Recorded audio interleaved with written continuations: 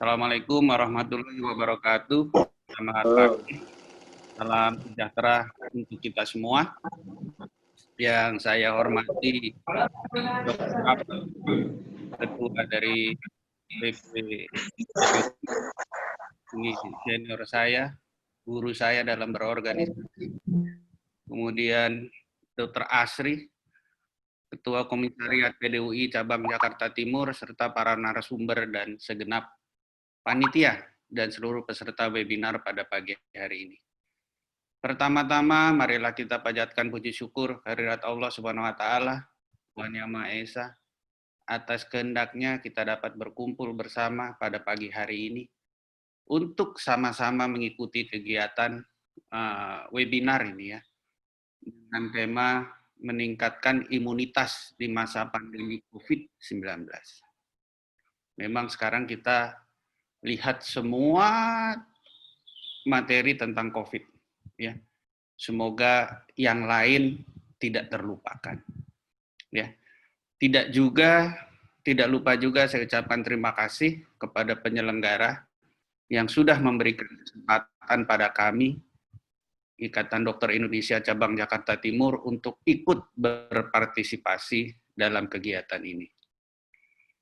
Selama ini kita ketahui bersama ya bahwa kita telah memasuki ya, masa adaptasi kebiasaan baru sebagai bagian dari upaya kita bersama dalam menanggulangi masalah COVID di Indonesia. Ya.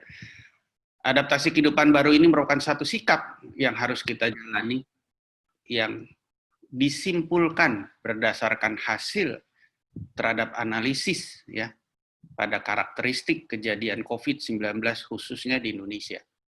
Jadi apa yang menjadi adaptasi kebiasaan baru itu bukan sesuatu agar kita semua bisa menanggulangi masalah COVID di Indonesia. Data menunjukkan sudah sangat banyak saudara-saudara kita yang terinfeksi COVID-19 dengan akhir perjalanan penyakit yang berbeda-beda. Ada banyak cara yang bisa kita lakukan dalam menyikapi hal ini. Salah satunya adalah dengan meningkatkan imunitas tubuh. Selain tentunya juga dengan tetap menerapkan protokol kesehatan yang sering kita dengar, jaga jarak, cuci tangan, ya itu yang sering kita dan pakai masker tentunya ya, yang sering kita dengarkan. Berbicara tentang imunitas tubuh, terdapat berbagai cara dalam mencapainya, antara lain dengan mengecek kesehatan secara rutin, ya, rajin olahraga, ya, jangan mager, ya, diet seimbang, istirahat yang cukup, dan tentunya juga mengelola stres. Ya, dokter-dokter nggak boleh stres, ya. Jangan ikut-ikutan stres. Ya. Jangan sampai nanti ada satu penelitian terhadap dokter dilihat tentang umur harapan hidup, ternyata kita yang paling pendek karena stres. Jangan ya. Sebagai dokter tentunya kita juga sudah memahami dengan baik akan tugas utama kita yaitu menjadi guru. Karena kita sudah tahu bahwa kata dokter itu berasal dari docere yang berarti adalah guru, ya. Tentunya guru bagi masyarakat dalam bidang kesehatan tentunya. Terkait dengan masalah di atas dikaitkan dengan peran kita sebagai dokter, maka sudah seharusnya para dokter baik secara sendiri-sendiri maupun secara organisasi dapat melakukan tindakan-tindakan nyata, ya, jangan berwacana terus untuk bersama-sama menanggulangi masalah COVID. Ini pendapat pribadi saya nih ya, bahwa tidaklah berguna kita memperluas dan memperdalam ilmu bila hanya digunakan untuk memuaskan keinginan pribadi, tetapi tidak dapat menerjemahkan ilmu kita itu menjadi sesuatu yang sesungguhnya bermanfaat dan dibutuhkan oleh masyarakat. Ya. Saya mengucapkan terima kasih pada Komisariat PDUI yang juga merupakan wadah berkumpulnya dokter-dokter yang telah berbuat nyata, khususnya dalam mendorong upaya promotif dan preventif, sebagaimana yang selalu saya cita-citakan sejak saya menjadi dokter dulu. Ya. Akhir kata, izinkan saya menyampaikan permohonan maaf bila ada kata-kata saya yang kurang berkenan dan juga ucapan selamat pada seluruh peserta untuk mengikuti kegiatan ini. Semoga memberi manfaat bagi kita semua. Amin. Wabillahi taufik wal hidayah. Wassalamualaikum warahmatullahi wabarakatuh.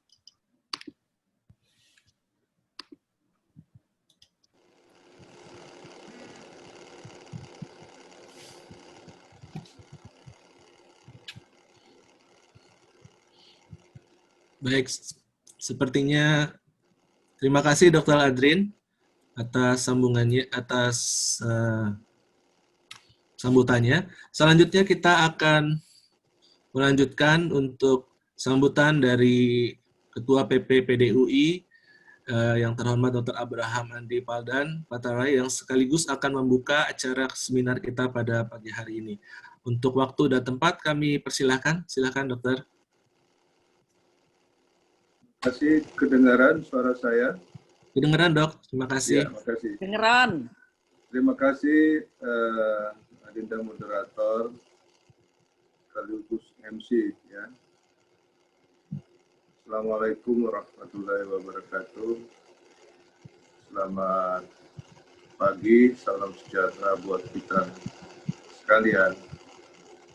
Puji syukur kita panjatkan kepada Allah Subhanahu wa taala, Tuhan yang Maha Esa, berkat limpahan rahmat dan karunia-Nya maka kita senantiasa diberi kesempatan sekaligus ya, sebuah nikmat kesehatan untuk kita sama-sama mengikuti acara yang sungguh sangat bermanfaat ini buat menambah pengetahuan kita tentang bagaimana kita meningkatkan imunitas dalam menghadapi pandemi COVID-19. Yang saya hormati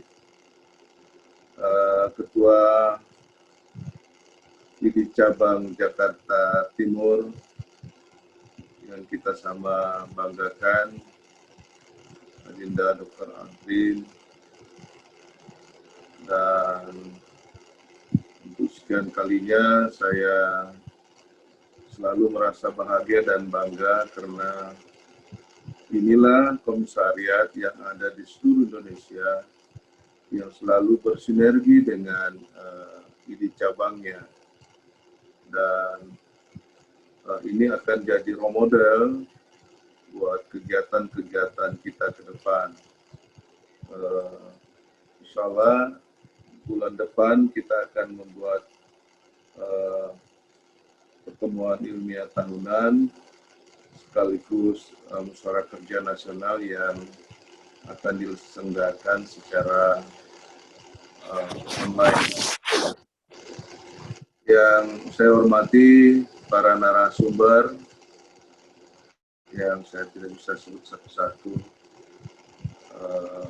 Kemudian yang saya hormati dan sama banggakan teman-teman pengurus komisariat PDUI Jakarta Timur yang sangat aktif ya. Yang saya hormati segenap peserta webinar yang tadi saya melihat sudah terdaftar 260 sekian ya. Cepat betul penambahan jumlah pesertanya. Itu berarti bahwa kegiatan ini sangat diminati dan mudah-mudahan ini ada manfaatnya buat peserta. Lebih khusus tadi Pak Ketua menyampaikan ini kegiatan di setting untuk mendonasi teman-teman atau para korban COVID-19. Ya, perlu saya sampaikan bahwa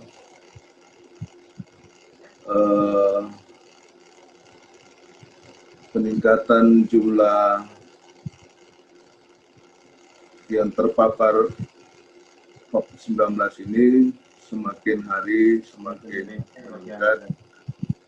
Itu juga seiring dengan meningkatnya jumlah dokter yang gugur dalam melawan virus yang sangat mencekam ini.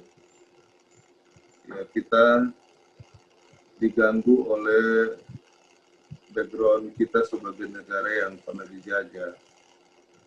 Postkolonial itu semua merasa bahwa kalau musuh itu ada, nampak ya, mulai dari zaman company sampai Jepang dan kemudian Belanda lagi, itu nampak musuh kita. Kalau COVID-19 ini ya nampak. Oleh karena itu kadang-kadang ada orang yang frustrasi ya, kemudian mendeskripsikan pandemi ini sebagai sebuah konspirasi. Nah, kita sebagai dokter jangan ikut-ikutan. Kita harus berhikmat pada ilmu pengetahuan. Jadi saya kira salah satu aspek yang membuat lambatnya kita memutus mata rantai COVID-19 ini sampai Jakarta kembali lagi PSBB itu karena juga sangat minim kita mendekati penyelesaian atau pemutusan mata rantai COVID ini dengan sains, ilmu pengetahuan. Ini hanya bisa didekati dengan ilmu pengetahuan. Jadi kemarin kalau kita baca dan mendengar informasi yang beredar di media, salah satu kebanggaan Kementerian Kesehatan periode sebelumnya itu yaitu Prof. Akmal Taher mundur dari Satgas ya namanya sekarang. Ya banyak perubahan-perubahan yang menurut saya kurang lebih 6 bulan ini kita tidak bisa mengambil pelajaran yang baik dari semua ini. Padahal begitu banyak negara yang cukup berhasil melaksanakan program menghadapi pemutusan mata rantai COVID-19. Nah, yang mirisnya kita dokter ya kalau mau bilang sebagai panglima perang melawan COVID-19 ini seharusnya sudah kalah perang kita karena 118 dokter yang setahu saya data 2 hari yang lalu, saya tidak update data yang kemarin dan hari ini, itu sangat miris sekali ya, karena seperti yang kawan-kawan ketahui, sayalah orang yang pertama bukan sayalah, PDUI lah yang pertama menyampaikan surat terbuka ke Presiden tentang minimnya proteksi negara terhadap tenaga strategis dokter. Kita ini tenaga strategis. Kita tidak diproteksi secara maksimal. APD masih sangat. Jadi sejak awal April saya teriak APD itu sangat bermasalah. Mungkin pada persoalan distribusi ya. Sampai sekarang itu juga masih bermasalah. Kalau teman-teman mengikuti LC minggu ini, itu Bang Nasar, Dr. Nasar, Bedah, itu kan menyampaikan bahwa dia menggunakan APD dalam hal ini masker N95 yang didaur ulang. Jadi kebayang seperti apa negara memproteksi dokter. Nah inilah mungkin salah satu penyebab tingginya angka kematian dokter. Saya melihat laporan teman-teman dari tim mitigasi COVID-19 Pengurus Besar Ikatan Dokter Indonesia, juga salah satu aspek itu adalah APD yang tidak standar. Nah, belum lagi akhir-akhir ini kita dihadapkan oleh ada yang mau melaksanakan pilkada serentak di 270 kabupaten kota. Ada yang tidak menghendaki dilaksanakannya pilkada itu. Jadi pemerintah sudah sepakat dengan DPR untuk tetap melaksanakan tanggal 9 Desember. Masyarakat kebanyakan diwakili oleh organisasi masyarakat dalam hal ini Muhammadiyah dan NU itu menolak. Kalau kita masyarakat profesi sebenarnya agak malu-malu, belum bersikap, ya. Karena persoalannya kita terikat oleh sumpah. Kita tuh tidak boleh mundur dalam menghadapi pandemi ini. Jadi memang dibutuhkan sebuah siasat untuk bagaimana kita tetap tangguh dalam menghadapi perang melawan COVID-19 ini. Nah, salah satu cara sebagaimana yang dicanangkan pagi hari ini, kita akan membahas tentang bagaimana kita memberi sistem atau memperkuat sistem imun kita dalam berbagai pendekatan. Nantinya akan diuraikan oleh para narasumber. Sebagai informasi, kegiatan ini ber-SKP dan nanti juga ke depan kita berharap Bang Asri, kita akan mensosialisasikan sekaligus uji coba modul. Jadi kita sosialisasikan SKB, surat keputusan bersama pengurus besar Ikatan Dokter Indonesia dengan Kolegium Dokter Indonesia. Dalam hal ini menyangkut tentang adanya modul dasar peningkatan kompetensi dokter yang bekerja di layanan primer. Nah, ini diharapkan akan selesai selama setahun uji cobanya sekaligus sosialisasinya, sehingga pada saatnya nanti kita akan canangkan sebagai sebuah program nasional yang definitif.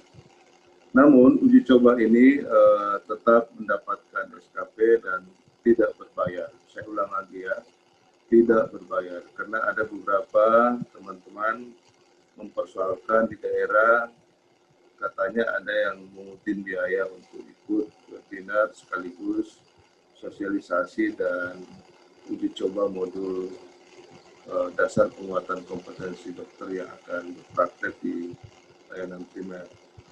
Nah, inilah kira-kira salah satu peran dan fungsi organisasi induk, dalam hal ini Ikatan Dokter Indonesia, yang tentu akan memberikan bimbingan kepada teman-teman sejawat dokter umum dalam tim BP2KBI di cabang, yang mungkin peran dan fungsinya teman-teman itu hanya sebagai verifikator. Saya ulang lagi, hanya sebagai verifikator. Dalam hal biaya BP2KB yang selama ini dimungkinkan untuk menjadi sumber-sumber keuangan di cabang, itu tidak boleh kita ikut-ikutan mengambil manfaat itu. Malah sebaliknya, kalau kita ada lebih, kita kasihlah ke induk organisasi kita. Saya kira gitu ya, Dokter Asri, setuju ya? Jadi oleh karena itu saya ingin sekali lagi dukungan dari teman-teman semua, dan terima kasih Adinda Dr. Adrin, ini pemimpin masa depan kita.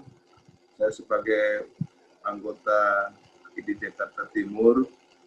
Beliau ini saya jagokan akan running sebagai Ketua ID Wilayah DKI.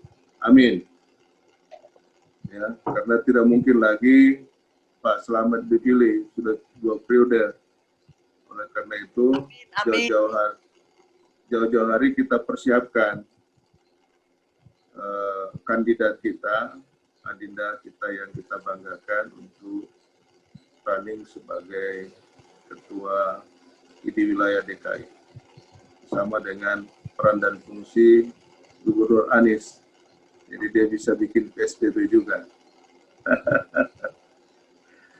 Ya, dilematisnya kita ini kan, ya kita harus ikut menjadi dinamisator dalam kehidupan masyarakat kebanyakan ya.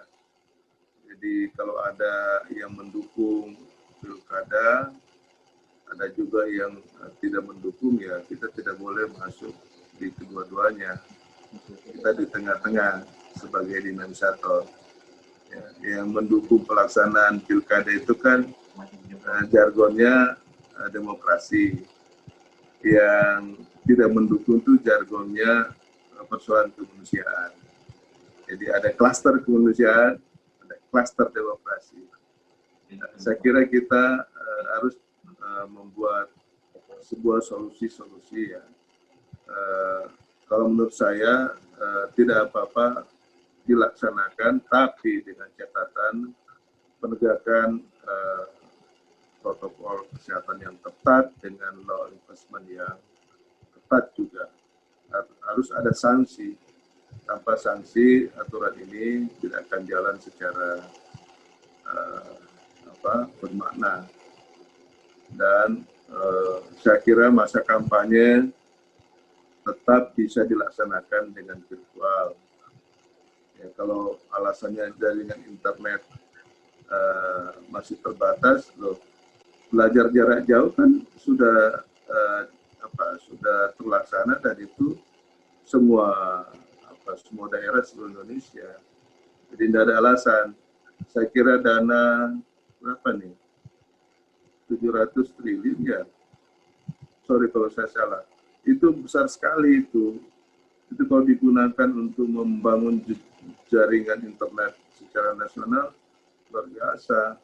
Sehingga ya kita kayak di luar negeri, nggak perlu kita bayar, nggak ada kuota. Bebas begitu kita masuk di area publik, ya, umpamanya di stasiun kereta, itu kita dapat internet gratis. Ya, kira-kira itu yang saya ingin sampaikan, walaupun tidak sistematis, pesannya saya kira nyampe ya, bahwa kita semua ingin berbenah untuk ya tidak mundur selangkah, bahkan kita maju menghadapi pandemi yang sungguh sangat mencekam ini. Kita tidak boleh mengkhianati sumpah kita, dan oleh karena itu kita harus berjibaku melawan COVID-19. Saya kira itu sebagai penyemangat buat teman-teman para aktivis, profesi, para peserta, dan segenap narasumber. Semoga webinar hari ini berjalan lancar. Mari kita buka bersama webinar ini dengan mengucapkan basmalah. Bismillahirrahmanirrahim. Dengan demikian, webinar dalam rangka peningkatan